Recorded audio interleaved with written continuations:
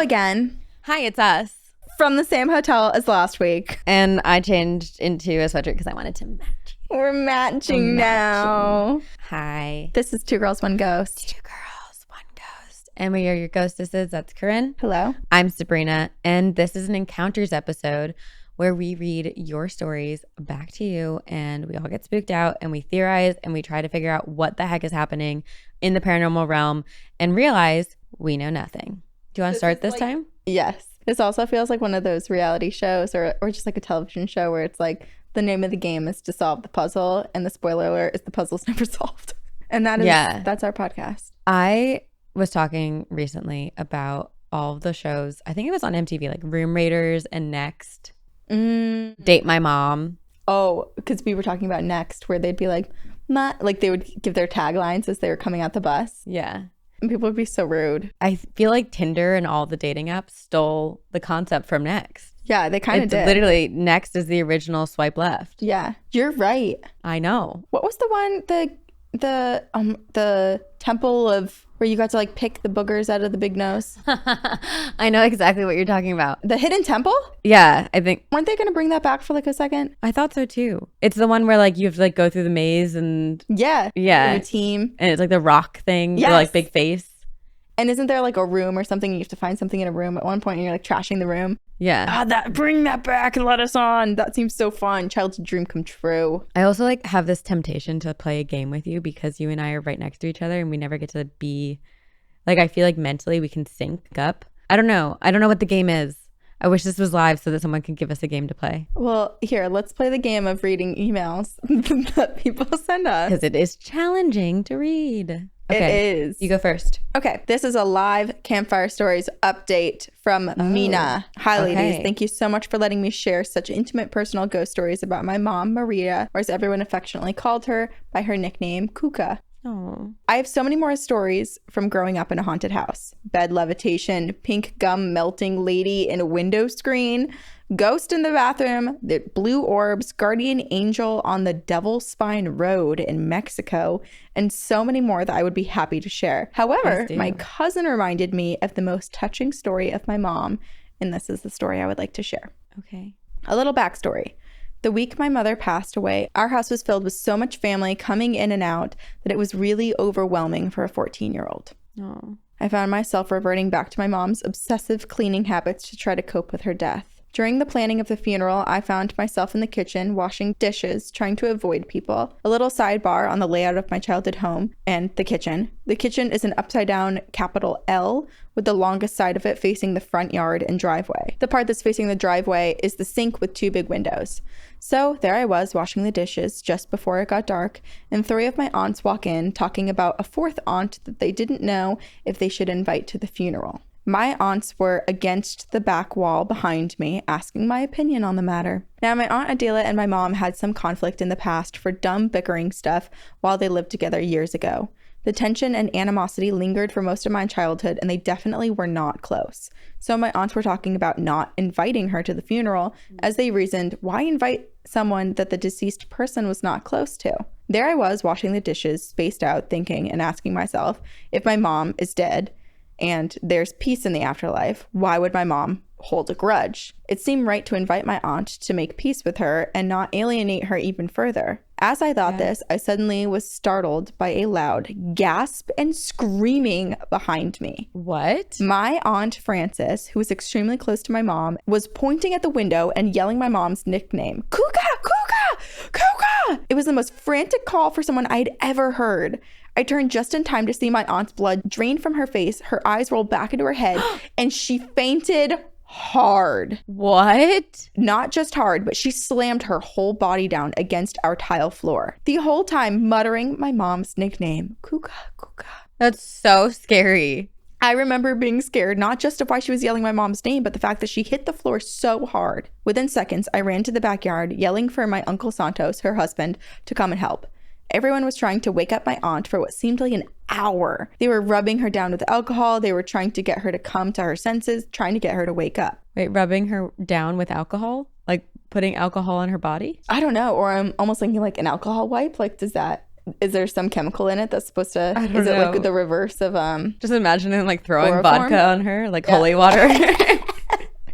It is holy to some people. Yeah. Finally, we had her sitting up and she had calmed down enough to speak again. She sat down and she told us what happened. While in the kitchen, facing towards the window, discussing my Aunt Adela's invitation, she saw a blue glimmer on the window. The blue glimmer shortly turned into a full image of my mom from the waist up. Oh my god. In a beautiful silk blue blouse. She looked like she did in her 30s with dark black hair, rosy cheeks. And my mom was smiling and waving at her to get her attention and fully mouthing something towards her. That's when she screamed my mom's name, trying to get us all to look, but couldn't say anything more until she fainted. Now, as scary as that was, our family is Latino and we pray for our deceased to find peace. Yeah. Usually by saying a Catholic rosary for 7 to 9 days in a row after they are buried. In an impromptu rosary session, the whole family stopped that night and began to pray in my living room. To explain my living room, it's a square with 2 sofas against the adjacent walls. There was a small end table in between the 2 sofas with a picture of my mom and some candles. On the left side of the living room is the hallway leading to the 3 bedrooms.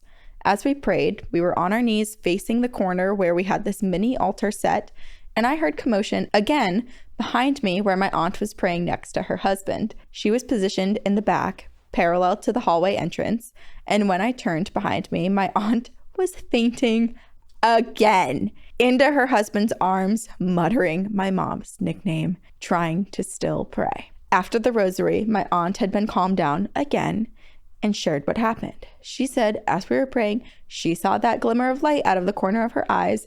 She turned to face the hallway and she saw my mom materialize, fully surrounded by a blue and white cloak. My mom turned towards her, smiled, glided down the hallway towards her room, and my aunt said she watched her near the door, turn back again as if she was walking into her room, and then the hallway went pitch black again. It has been years since this incident, and my aunt still has trouble talking about it. For those who heard my story on Campfire Stories, you know my mom always makes an appearance when her kids need her most.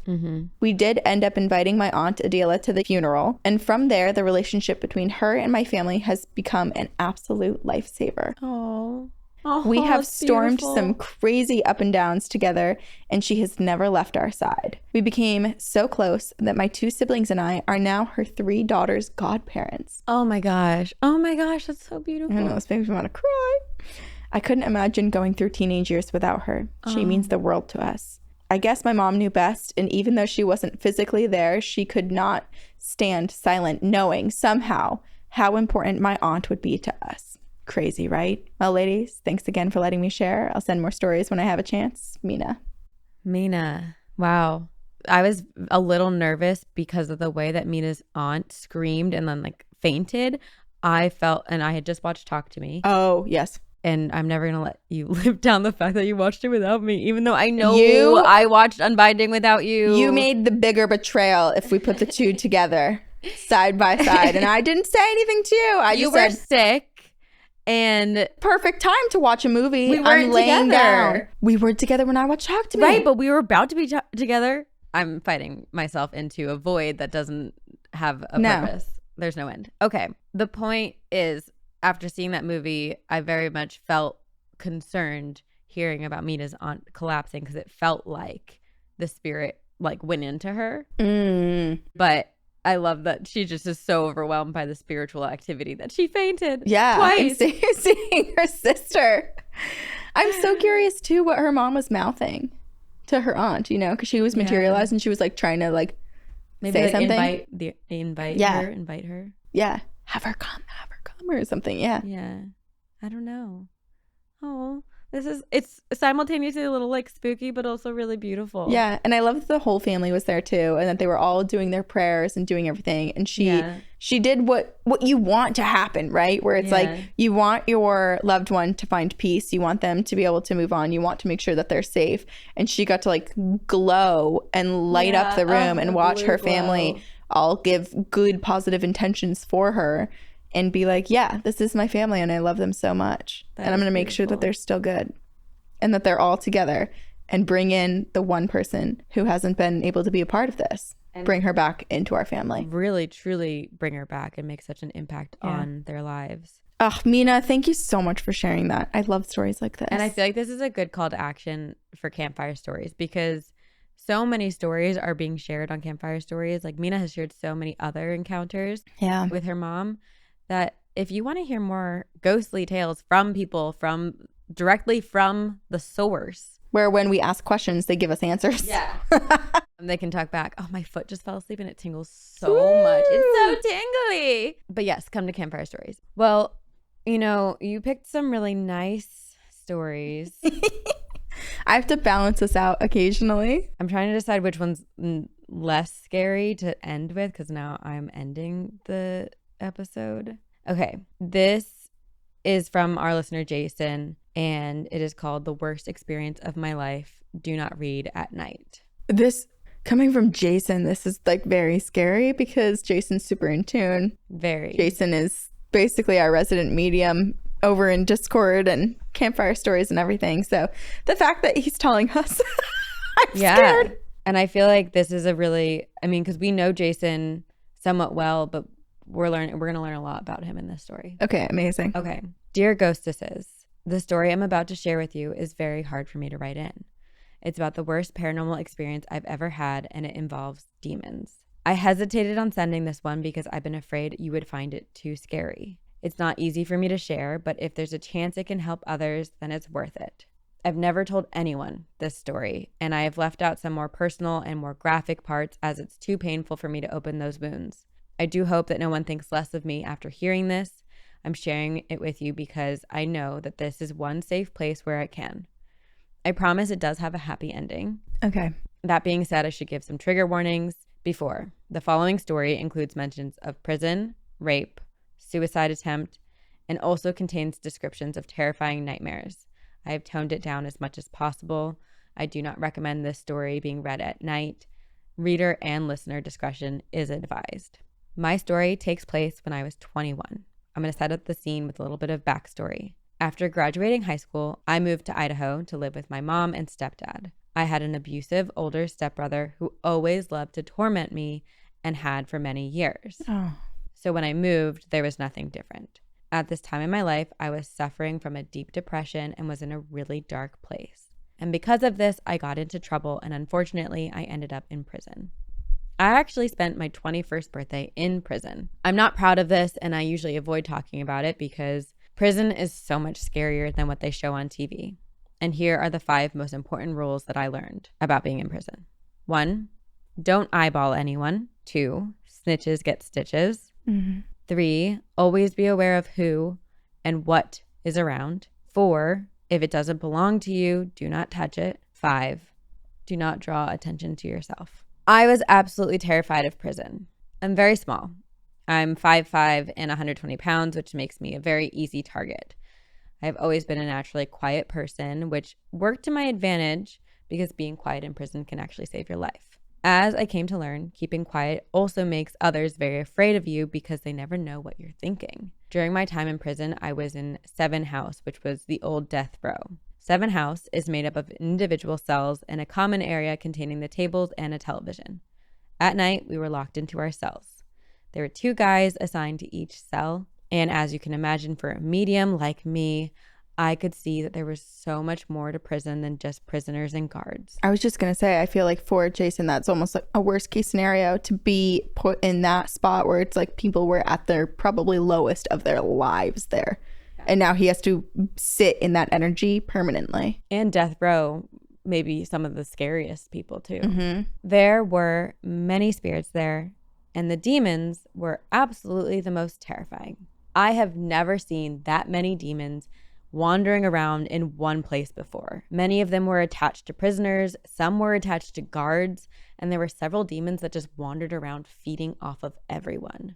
Ooh. Even those who attended Bible study groups were not safe from them. The most demons that I saw attached to a single man, do you want to guess how many? I'm going to say 15 because I feel like that's what he's going to say. 10. 10. Okay. My story involves one rather powerful demon who was attached to my cellmate. For the safety of everyone, I am not going to say this demon's real name. I will refer to him as Ta. Rhymes with saw. which came from one of the sinister growling sounds he made. Gosh, I almost like feel like mocking it. It's not a good idea. Sorry. So sorry. We take it back. Blessed be. Surround us with light and love and touch me not. Ah! Sabrina touched me. I touched you. I touched the leg. Okay. My cellmate was a very evil man. He was taller and stronger than me. Thankfully, I know I will never have to see him again as he is serving a 25-year prison sentence with no chance for parole. In the beginning, he acted friendly, but after the first month, everything changed. One night, he did something that really scared me. I had just finished brushing my teeth and I turned to go to my bunk when he forcefully pushed me backward into the wall. He held me against the wall with his arm pushing down on my collarbone. He looked at me with his dark eyes and said the most terrifying thing I've ever heard. You realize that I can do anything I want to you in here and no one can stop me. After that, he let me go back to my bunk. As you can imagine, I did not sleep that night. I was terrified he was going to kill me, when in reality, what happened was actually much worse. He raped me repeatedly. It was also during this time that Ta began to torment me. Oh, Jason, I'm so sorry. I'm so sorry. And I'm so sorry that you haven't been able to talk to anyone about this. Yeah, this is horrific. It always started with sleep paralysis. I would find myself unable to move, and then Ta would appear. He didn't always appear the same way either. He always had red glowing eyes and long black claws. But sometimes he would appear as a very tall figure with horns that came out of the side of his head and curved around to his forehead and had sharp pointed teeth. Other times he would appear as a dark hooded figure similar to the Dementors from Harry Potter. At first he would appear in the corner and then he would slowly approach my bed. He would stretch out his hands and grab my forehead with it. An immense ripping pain would shoot through my entire body. He would put his face next to mine and say terrible things in an eerie, raspy voice, and he always smelled like sulfur and burnt flesh. Oh, gross. He would say things like, "You deserve this. You are weak and worthless. You have no idea the things of which I can do to you. Death would be a blessing for you." Then he would force terrible nightmares into my head. Nightmares of me, my friends, or my family being tortured and killed in unimaginable and gory ways. These nightmares made the Saw movies look like child's play. To this day, I refuse to watch the Saw movies. And eventually it got to where Ta would appear and he would just come out of the wall directly above my head, look down at me. Sometimes he would scratch me with his claws and it would burn terribly. It's like Ta was just trying to weaken Jason to take him. I know. Well, and also it concerns me because, Jason was like, as a medium, this was horrific and I could see everything that was around here. But I almost think that made Jason more of a target because Jason can see them. And so they know that Jason can see them. Yeah. It draws more attention to him. Sadly, for a time, I actually believed Ta when he said I deserved what was happening to me. The hardest part was actually the fact that I couldn't do anything to fight back when my cellmate came after me. And I couldn't fight back because of the sentence I was serving. So let me explain. Initially, I was sentenced to 3 years fixed and 4 years indeterminate. That meant I would have to serve 3 years before being eligible for parole. But the judge decided to suspend that sentence and gave me a retained jurisdiction instead, which meant that I would have to serve 6 months in prison while doing cognitive self-change program. And at the end of the 6 months, I would be evaluated and returned to the judge. The judge would read the evaluation report and decide if I would be placed on probation or not. Because of this sentence, if I got into any fights or engaged in any other bad behavior, I would have to have served the entire 7 years. So that meant that I could not fight back against my cellmate without getting into a lot of trouble. I know some may be wondering why he never got caught for doing what he did to me, but my cellmate was a smart man and he always waited until after count to do it, which is how the guards would verify that all the prisoners were accounted for and in the correct cells. They did the count 5 times a day: 3 a.m., 8 a.m., noon, 4 p.m., and 11 p.m. Everything my cellmate did to me always happened between 11 p.m. and 3 a.m., so the guards would never see it. Oh my gosh. And he would always threaten me to stay quiet or else things would get worse for me. Oh, Jason, I'm so sorry. I made sure to keep quiet and I stayed on good behavior. I was in prison for a total of 7 months, which felt more like 7 years. Thankfully, the judge was satisfied with my evaluation report and I was released on probation. I remember the officer who was releasing me from jail and asked me what I thought about my time in prison, and I replied, "I'd rather die than go back. I have no intention of ever getting in trouble ever again." I thought that once I was out of prison, everything would be okay and things would get better, but I was so wrong because Ta followed me home. No. I feel like it's an invasion of privacy, but also maybe would help for the safety of people to have cameras in the cells. You know? Like, I'm almost thinking, Yeah, like, why don't they? we need a camera to make sure that no one is being harmed at night, and also capture any spirit activity at the same time. Double whammy. Double patrol. Oh, man. We should... Yeah. I know. It just makes me so sad. It's so sad. I know. Okay, so Ta followed Jason home, and the sleep paralysis and nightmares continued. This time, the nightmares were only about me being punished and tortured in very brutal ways. It also didn't help that the apartment I had was on the side of the complex that was heavily shaded by trees, so my bedroom was always dark. A perfect environment for demons to thrive in. My probation officer was a very strict and apathetic man. He prided himself on how many people he had sent back to prison for breaking even the simplest of probation rules. One day, I was sitting in his office and he was bragging about his record. The whole point is to not get, oh my gosh, it makes me so sad. Like, you don't want people to go back. No. He looked across the desk and smugly said, I bet I'll have you back in prison in 2 weeks. He had no idea how much his words terrified me. The sheer thought of going back to that horrible place and my evil cellmate was way too much for me to handle. And it was then that I decided I was going to kill myself. In my mind, it felt like the only way out, and I never told anyone what had happened to me in prison, not even my family. I was so afraid no one would believe me. Men are supposed to be strong and tough. I've heard that people say it is impossible for a man to be raped, so I kept it hidden.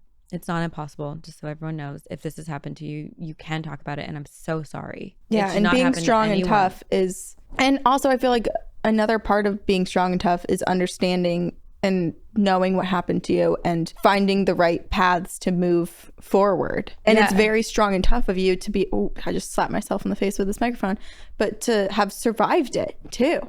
And to be speaking about it. To speak about it. That's what makes you so strong and tough. But it also, I know, it takes people a different, everyone deals with it differently. And some people have a really, really hard time talking about it. Right. There's so many different things that go into it. There are resources, and it should never happen to you. And we're so sorry if it ever has. Oh, Jason, I wish I could just teleport over there and give you a big be your bodyguard. So one night, I tried to poison myself, and I went and I laid on the bathroom floor. As I laid on the bathroom floor, I could see Ta standing in the corner, smiling with delight. He then said, I told you you were weak and worthless, good for nothing. No one will miss you. I realized now that he was breaking me down more to try to stop me from making a last-minute effort to save myself. I started to cry. My stomach was hurting so badly. It was like 100 stabbing pains. And at that moment, I thought about just giving up and going to sleep, and it would all be over. It seemed easy. But something inside me told myself that I had to stay awake and keep fighting. And in that moment, I prayed, hoping to be saved. Although part of me felt like God wouldn't, because he saw me as unworthy because of the things that had happened to me. And then someone answered. It wasn't God, though. There was a bright flash of light, and I saw Ta fleeing the room. I opened my eyes, and I saw a familiar woman kneeling over me on the floor. Chaos. Chaos! And we've read an email from Jason before where Chaos is like a spirit guide. Yes. She put one of her hands on my stomach and the other on the cheek, and I could hear her voice in my head saying, this is not the way. It is not your time. You still have so many important things to do. You must live. They will need you. Who? I asked. She lifted the hand that was on my cheek and placed it over my eyes, and I heard her voice in my head say, I'll show you. Suddenly, I was standing in a park. It was a warm summer day, and I could hear the sounds of singing birds and children's laughter. I could see many children running around the park playing. Suddenly, 2 girls ran forward toward me, and they were twins about 5 years old. They both had blonde hair and green eyes. They ran up to me and hugged my legs and said, will you come play with us, Daddy? Oh, chills. They asked in unison. I smiled and I said yes. They both began laughing, and one turned and said, please don't leave us, Daddy. We love you. The park began to fade around me, and I heard the woman say, get up now. She pushed hard on my stomach and then was gone. I felt a sharp pain in my stomach and suddenly began to vomit violently. My throat and mouth now felt like they were on fire. I ran to my bathroom and drank some water from the sink, trying to cool down my mouth and throat. The burning felt like when you pour rubbing alcohol over a bunch of fresh cuts. Drinking water didn't help me very much, just made me sick even more. Afterward, I lay on my bathroom floor holding my throat and stomach. I closed my eyes and started crying. And again, I heard the woman's voice in my head say, you must get help. You must get up. Get help. You must go now. Slowly, I got to my feet. I put on my shoes. I left the apartment and headed for the hospital an hour away. I don't really remember the drive. I just knew I needed to get medical help. And at the hospital, they gave me a thorough exam, a few shots, and told me that I was lucky that I vomited when I did. They said if I had not vomited, I would have died very painfully, and that I was lucky I got medical attention when I did. That day, on the way to the hospital, I made a promise to myself that I would never allow myself to sink so low again. After I got home from the hospital, Ta came back. He tried to break me down again. I didn't know what to do. I wanted him gone forever. There were a few times that I said out loud, I wish I could find a way to make him go away. The following few nights, the woman, who I knew was chaos personified, appeared in my dreams. At first, she would just stand there watching from a distance. Her appearance was different though. Instead of the usual black and white clothing, she wore a deep purple hooded robe, and she also had a baby dragon on her shoulder and a giant black wolf standing behind her. About 2 weeks of having this dream, every single night, I had a very different dream. And in this dream, she approached me and put her arm around me. She hugged me and she said, I know that you are hurting. I'm going to help you out of this dark place. She then stepped back and looked into my eyes and said, I will guide you, but I will not do it for you. You have to do this yourself. It will not be easy, but you must do it. There are great things you are meant to do with your abilities that you have been given. There is a strength inside of you that you do not realize yet. Do not say yes to me if you are not willing to do the work that is needed. I will come to see you again, and I expect an answer from you. Do you understand? I replied, yes. Who are you? She answered, you will find out in time. And then I woke up. I began trying to do some research to find out who she was. It was not easy, as I was not allowed to use the internet while on probation, and I spent hours every night reading through encyclopedias trying to figure it out. Then one night I had a dream in which the same name appeared repeatedly. It was written on a store window, and on the headline of the newspaper, a tattoo on a person's arm, and as graffiti on a building, to name a few. The name was Lilith. That's right, the Lilith. A week later, she appeared in my dream again, and I asked her if she was Lilith, and she said yes. She asked if I had thought about her offer, and I answered yes. And she said, whatever you decide in this moment, I will accept. There is no going back. Are you ready? I replied, yes, I'm ready. She smiled and nodded and said, so be it. And then I woke up. Now, many would say that Lilith is very evil and nothing more than a deceptive demon. I would have to say they are wrong. She is not evil at all. She's been the most amazing teacher I've ever had. She's taught me many things about demons, including how to recognize them, how to get rid of them, and most importantly, how to protect myself from them. She's also taught me many things about men, women, magic, the spirit world, the fae, nature, and life in general. And she taught me how to be a stronger person. I owe her so much. She literally saved my life. I'll never forget the question she asked me when we were talking about suicide. She asked, why would you ever want to throw away your life when it's the most amazing gift you've ever been given? She also taught me to see myself as a rape survivor rather than a victim, and that's been very empowering for me. To this day, I have kept that promise I made to myself on the way to the hospital. I've never allowed myself to get that low again. I've tried to help others when they feel suicidal and help them see that life is worth living. So, as I said, my story does have a happy ending. I hope you read this on the podcast, but if you choose not to, I understand. Thank you for letting me be on the Medium's episode of Campfire Stories. I'm so grateful that the two of you have allowed me to be the resident medium. It means more than you know. I also wanted to say that because of you two amazing ladies, I have started my own podcast called Where Spirits Dwell. See you on the other side, Jason. And I'm pretty sure Jason has twins, 2 twin girls. And Jason also has helped so many people. The amount of emails we get, the amount of messages we see too on like Discord and Campfire Stories where people are like, Jason, help me with that. Yeah. I talked to Jason. Jason sends us messages sometimes. Yeah. Jason, you are such an incredible and strong human. And I am so glad you are still here. Yeah. I am so you glad. survived the darkest of dark to be to bring so much light, to become the light. All of our lives. Yeah. Yeah. Thank you for sharing this. And thank you for being so vulnerable. It's not easy. And this makes me also infuriated with the prison system.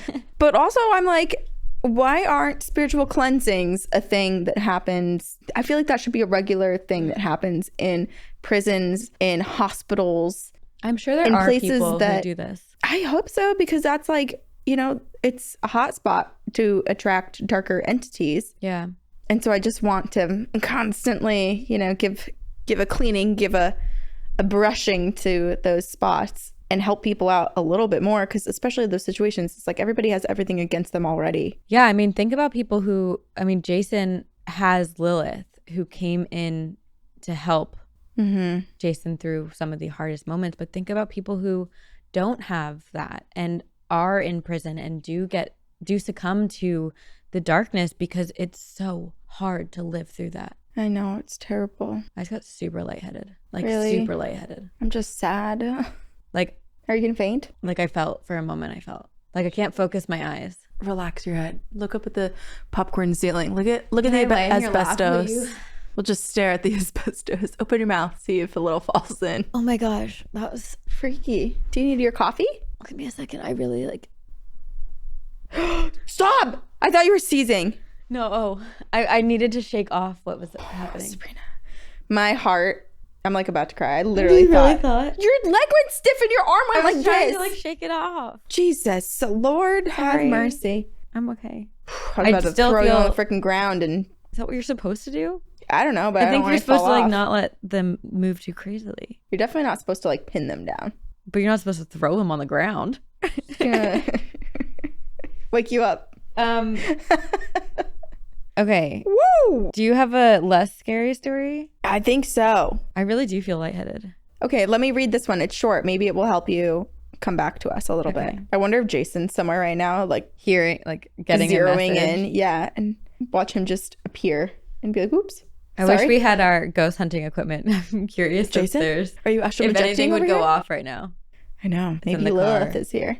Okay, this is called Creepy Kid on Halloween. Hey ladies, Leia and Ghost. I have a creepy kid story for you today. Hey. Names have been changed. My most recent creepy kid story is from my oldest child, Cece, who is 8. I love the name Cece so much. On Halloween, she had the flu and she was running a fever on and off all day. That night, I wanted to give her ibuprofen before she went to sleep, and she was in a twilight laying in her bed, and I lifted her into a sitting position. She opened her eyes and they were completely dilated. Her iris was almost fully consumed by her pupil. Oh my God. She was just staring over my shoulder and she said, "Why are you wearing him?" At this point, I looked behind me thinking it was one of our 2 cats. Nope, there's nothing behind me. Then I ask her, "What do you mean?" And she asks again, "Why are you wearing him?"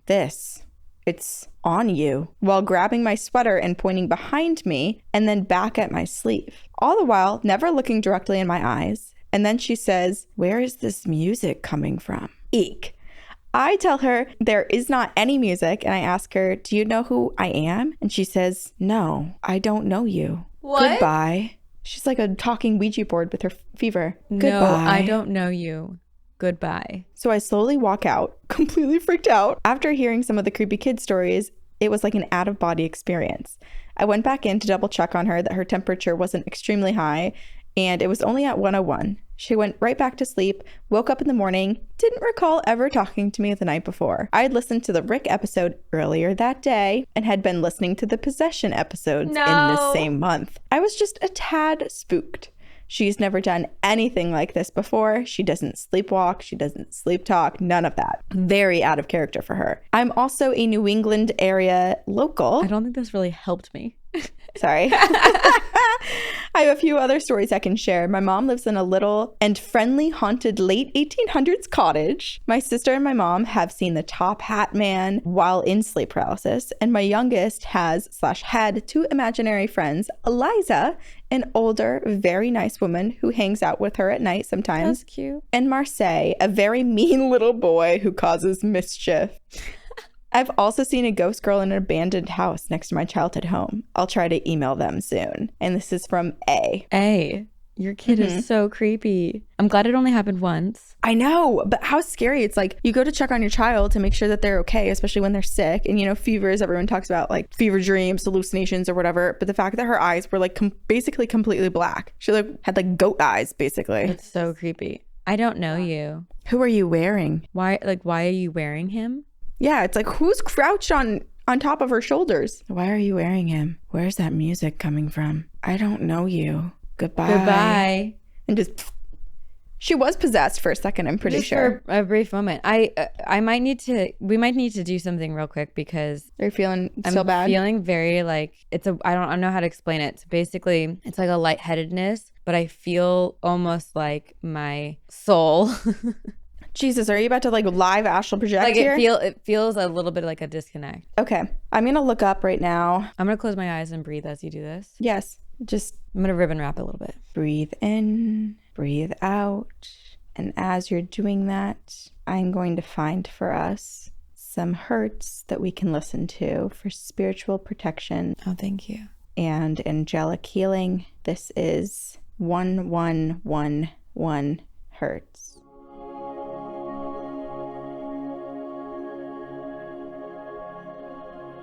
And I'm gonna say right now that I'm closing myself off from any negative energies. I live in a protected buttle. I live Body booty buttle. in bubble? a protected butthole.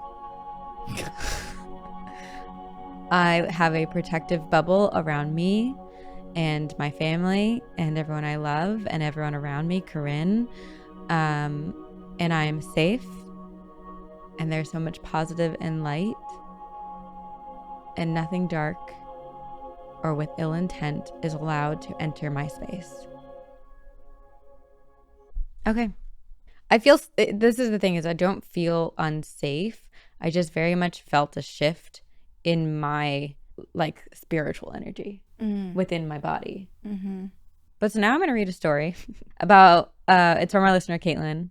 Okay. And it's called, Didn't you say this one is also really scary? it's not really scary. It's more, I almost want to borrow one of the heartwarming ones I have from the next well, episode. no, because this and one's have you very read it. Halloween, and I Okay. feel like it's good. Okay. Okay. It's called Spooky Family Curse, ? This is funny. Hello, Sabrina and Corinne and Leia. My name is Caitlin. Say my name, please. Caitlin. Caitlin. Okay.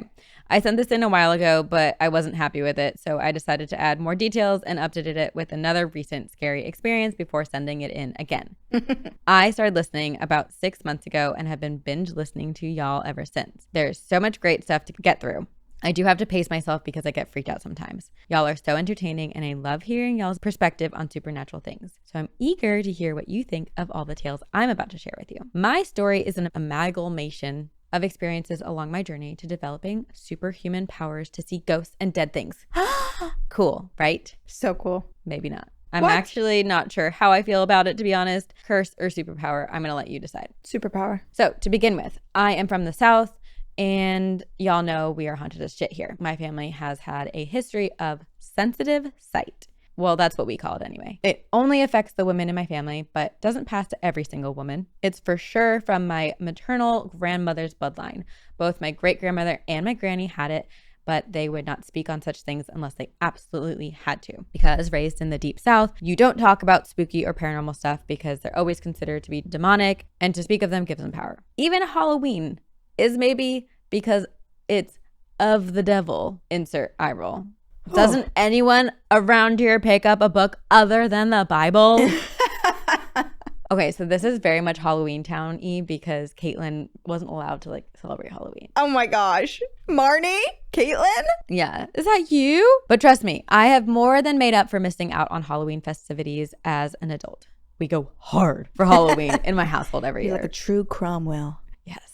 Anyway, my granny would regularly assure us that ghosts were not real and swear up and down Jesus and demons were. Yes, my granny could swear an old-timey sailor under the table. There were just some things that Jesus was okay with her doing because she had an understanding with him. Oh, got it. Do not ask me how she got that direct line to the big man, but she did. This is like when my grandma gave up Lent for Lent.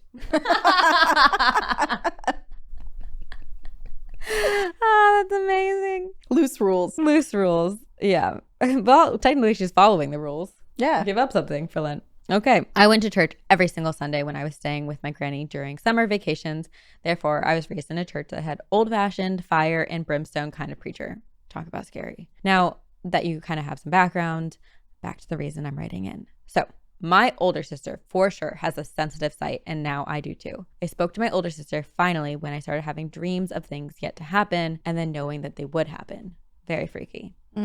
She is 16 years older than me and has had a lot more time to figure this out than I have. So she's willing to talk about it. She said it's how it starts. Dreams, powerful feelings, experiences that you struggle to explain away.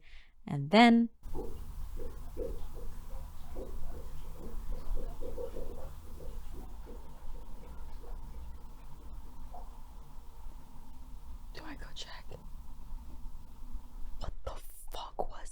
don't know that people heard it.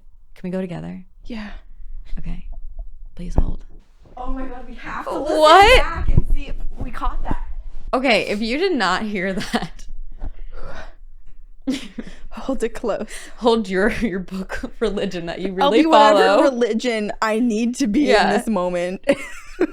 Okay. I call upon all religions for protection. I call upon all good things, light and love, to protect us in this moment. There appears to be no disturbances in the bathroom or water, despite just hearing Total gurgles. a lot. Like it sounded like a cauldron boiling. Yeah. It kind of sounds like when you're around like one of those like water tank things. What are they called? You know, like when you go to like the doctor's office or whatever, and they have the jugs, the plastic jugs that go on top, and it's like the bubbles like bloop, bloop, bloop. Yeah. Okay. We Can you put our tell that books down we're- at the exact same time. We're in a Marriott. Okay. It starts with dreams, powerful feelings, experiences you struggle to explain away, and then the sight. I will start with one of the first dreams I had that predicted an event yet to happen. And now I'm like really on edge. I'm like, what? Me too. I'm listening for everything. I took a nap midday, which I never do. And while I was asleep, I dreamed that my sister-in-law was driving her husband's truck and got in an accident. We're both listening to every single little tiny creak. This was not likely because my brother-in-law won't let anyone drive that dumb truck. So, but it seemed real. I watched it happen and I had this weird feeling that I knew it would happen. And then I woke up to my phone ringing. It was my husband telling me that his sister had been in a car accident. I was so creeped out that I could hardly form coherent sentences. Excuse me? What? I told him I knew, and I knew that he wouldn't believe me, but I just had a dream that she was in an accident. I stopped him before he said anything else, and I described the vehicle and what I saw around, and he paused and then said, yeah, that is what happened. And that's exactly where it happened. Oh my God. Caitlin, you're a beautiful, spooky, powerful witch, but holy crap. He was like so confused and asked if his sister had already called me. And I said, nope, not with a phone. She was okay, by the way. She just shook up and scared after the crash, understandably. So fun fact about me, I'm an identical twin. She and I have both suffered from very traumatic childhoods and very scary nightmares that have persisted into adulthood. Both of us tend to have very, very real demonic creatures in our dreams. They usually don't, but when they do, they grab us or touch us in any way. It's usually so violent that we feel it for days afterwards. Oh my gosh. So wait, what was I feel like we just heard. Oh, someone that we met at a meet and greet was saying that they got poked in the back when they were going through a haunted. was this last night? Was it last night that they got poked in the back and they could literally feel it for days after getting poked? When was this? Yeah, someone was It just in the telling past couple us this. nights. Yeah. The first encounter I remember having with this creature from hell was the worst because I actually felt like I was going to die. In my dream, this thing was, I'm so glad we're not recording at night. Like, I know. I would not be able to sleep. No, there's no way.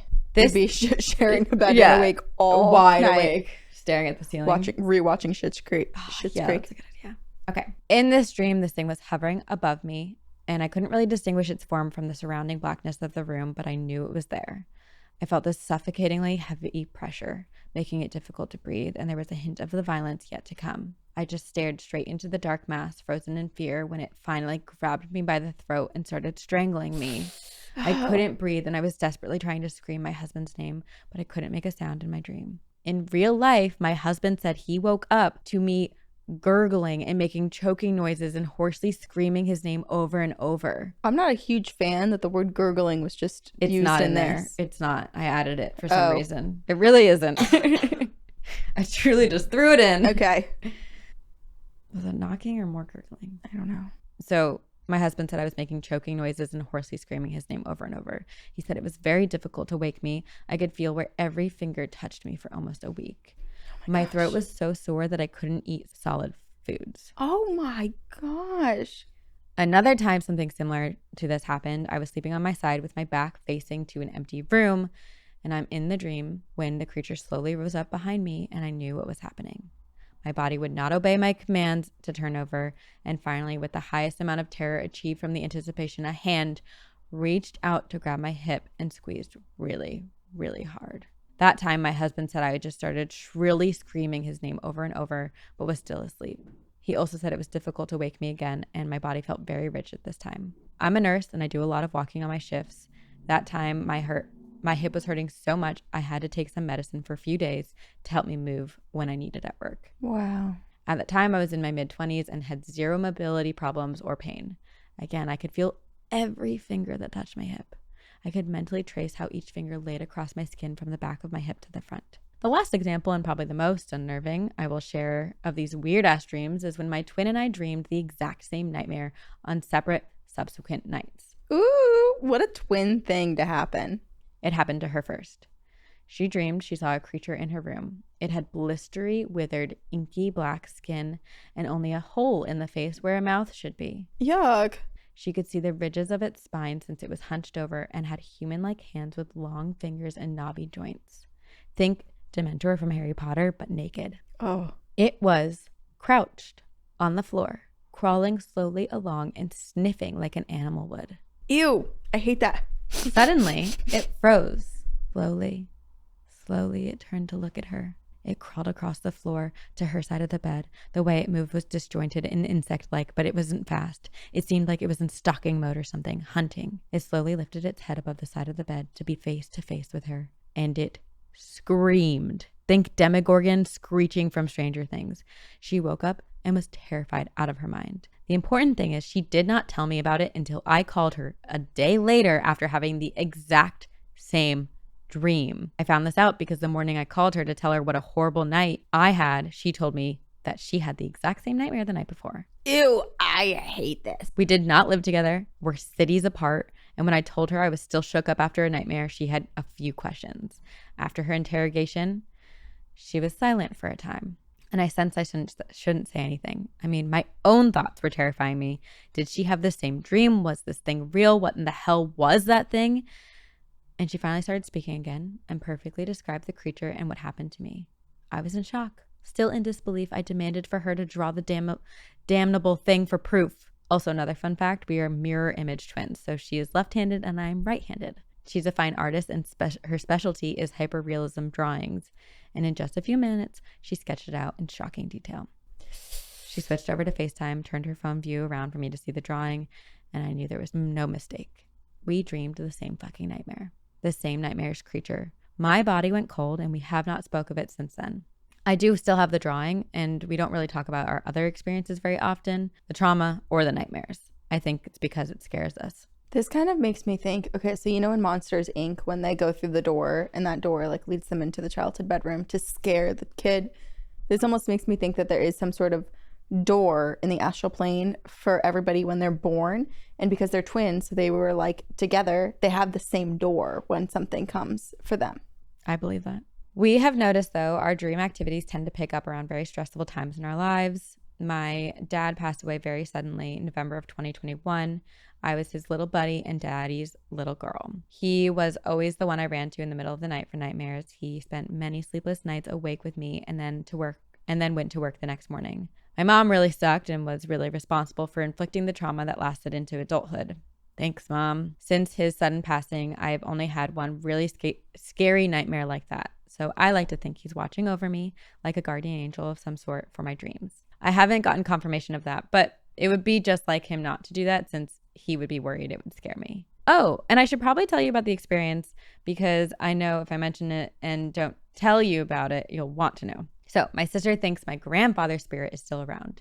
She says it feels just like him and she smells him sometimes too. Oh. This is important later in this one. So I was in the basement of my grandparents' house. My older sister lives with my granny now to help with some household chores. And my sister was telling me about planning to stage the house because she felt something trying to get in. She said she kept seeing a shadow figure walk up to the front wall of windows to the front porch, but never make it to the door. It's creepy. Mm-hmm. For reference, the house has 7 windows on the front of the house in the living room, all back to back before you reach the front door. They have blinds, which my granny promptly opens at 8 in the morning every morning. And they also have transparent gauzy curtains that let in all the light. She watched this thing several times for a good while, trying to get in. She said upstairs feels fine, and she doesn't think it can get up there. And she said she feels like our grandfather, who passed peacefully in the house years ago, is doing some spiritual battle. And he's winning. There's so much noise happening. I know. However, downstairs, it's a different vibe altogether. As she was telling me this, I started to get goosebumps and the air was growing thicker, Remember, we're in the basement talking. We were not upstairs. I asked her if she thought it would hurt her, and she said yes. So she said she was going to plan on burning some sage in the house that weekend.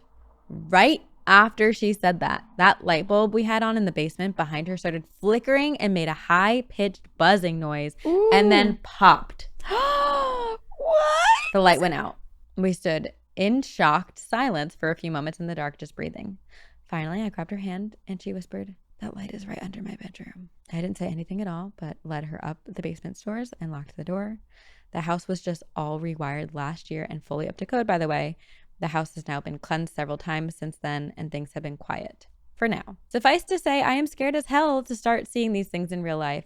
My older sister has, and she says you don't look at them or acknowledge you can see them. If you do, it gets worse. I guess only time will tell. Much spooky love, Caitlin.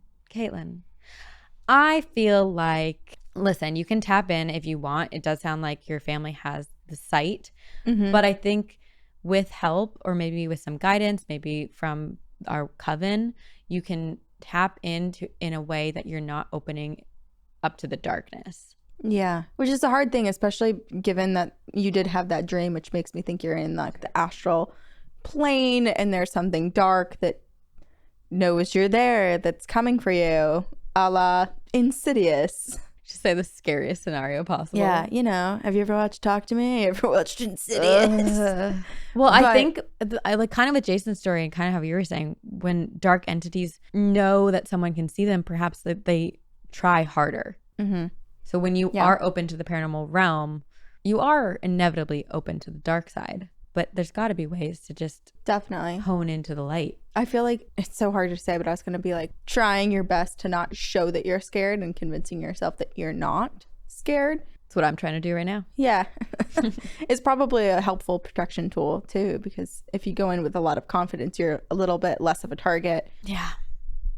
I don't know. We don't know. The identical twin nightmare thing is really scary. I'm curious. Caitlin, has your identical twin sister. Are they identical? Yeah. Oh. Except for Caitlin's right-handed and her twin right is and left. I'm curious if she has started to see, because it sounds like you both have the sight potentially. And it's a bummer that the rest of your family doesn't really talk about it, because then you can't. I know. At least you have your older sister, but it sounds like she sees some dark things and potentially doesn't like it. And even your relatives who've passed on, you know, like they're like, hey, listen. Hey, what's up? Hello. Caitlin, we're going to find a way together with the coven to help you tap into the light. Listen to the hurts on YouTube. Yeah. Get protected. And then get cleansed. And happy almost Halloween, everyone. Happy almost Halloween. We hope that you don't get terrified during this episode, because it's a scary one. But we want to say thank you to all of you who have stuck by us, all the new listeners too who have joined us. We're so grateful for you. Thank you for sending us your emails. Thank you for giving us your souls. And for you basically do when you come to a live show, because sometimes things get a little freaky, but that's okay, because nobody has left haunted so far. We've done a lot of work to try to protect that space. You know, what happens inside the venue stays in the venue. Yeah. That's the vibe. That's the vibe we're going for. And thank you to our team. Thank you to our editor. Thank you to Avery. Thank you to all of you. We love you. And we will see you on the other side. Very spooky.